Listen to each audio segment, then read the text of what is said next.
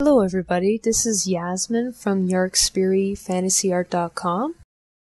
Today I'm drawing a robot. I'm using a slightly different process than what you see me use in the past.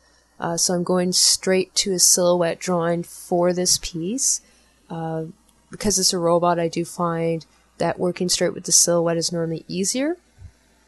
And because this is more, I wouldn't say this is a full-blown illustration, although I'm going to make this fairly detailed.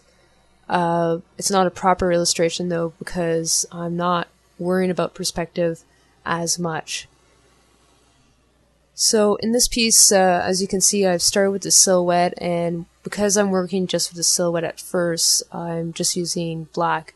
It's easier for me to see whether or not the silhouette is working, whether or not it's correct, the proportions are correct, and the structure is correct for the character. Now this does tend to be a much faster process than a normal illustration, depending on the level of detail that's involved. Because the level of detail in this is fairly high, I didn't have exactly 15-20 hours to work on it, so for this reason I did use this process.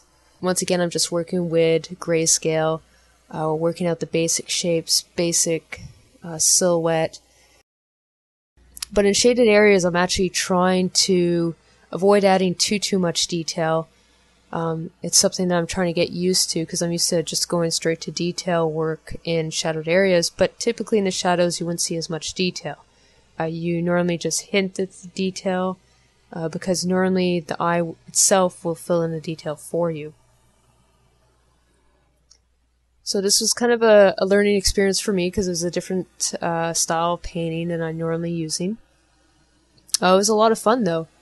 But normally when I'm doing robots, I do use a very similar style. I'm normally working traditionally, however. So I'm normally using either a very dark gray Prismacolor marker or a touch marker, or I'm just shading it in very lightly at first with a normal HB pencil. What this allows me to do, once again, is work with the shadows of the character and work out the details after I've figured out a proper silhouette. Now, I was trying to go for a very gritty style for the robot. It's a style that I normally do prefer to work in, and it's one that I'm normally more comfortable in working like, especially since I'm trying a new technique of drawing that I hadn't tried before.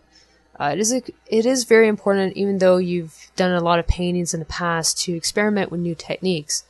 This is a technique I came across a while back. I hadn't had a chance to try it, so I wanted to try it out with this drawing here, and it worked out pretty good, so I'll probably end up using it, a similar technique or a modified version of this later on in a different video.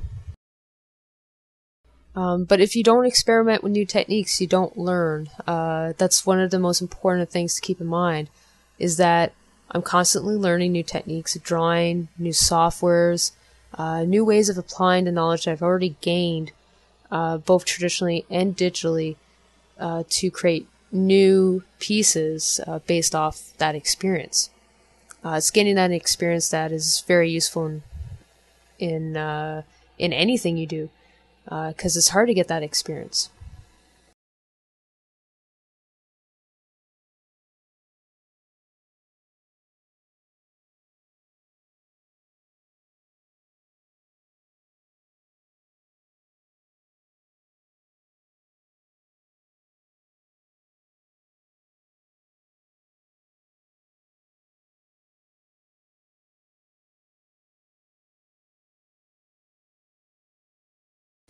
Now, as you notice, I'm using the liquefy tool just to adjust some of the perspective issues that were in his leg, because it is coming towards you. The ellipses were not exactly correct. So for this reason, I just used the liquefy tool a bit. But although I use the liquefy tool, I do have to do a lot of manual changes as well. It fixes some of the basic issues, but you always have to go in later on and fully flesh it out and fix it and adjust it accordingly.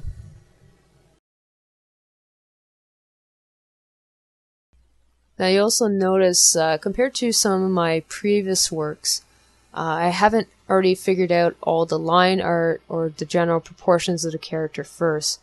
This character was, it was very spontaneous in its creation. So I didn't have any plan. I just had a rough idea. I had some reference next to me, some mechanical references, so I'd have a bit of an idea of how I was going to design the joints of the character. But other than that, it was a very spontaneous type of drawing. Because of that, though, you're also not as restricted, because you can experiment more with the form, which is what I was doing throughout this piece. I was also trying, because this was a very spontaneous piece, I was trying to keep up that energy level when I was starting to add the color. So all I did when I was adding the color is I added it on a new layer and I put it onto the color setting. So I would just add color on top of the existing grayscale image that I already had. And I was just sampling colors in my basic color palette that I had randomly pretty much to figure out what type of palette I was going to use for this character. It worked out pretty good actually. I expected to run into some more issues color-wise, but they were happy accidents and they worked out quite well. Now for the eye, because I did want to put an eye in there that was glowing, I initially just put a haze with the soft brush tool. However, the only downside with doing that is that none of the details surrounding the eye was showing up too well. And because that area of the character was extremely light, it ended up blending too much with the white as well. So the white actually, because that area was of the character is facing the light source the most, it did need to shine. It did need to have a little bit more of a lightened area than the rest of the body. So I ended up just using it as a color to emphasize some of the details of the eyes instead.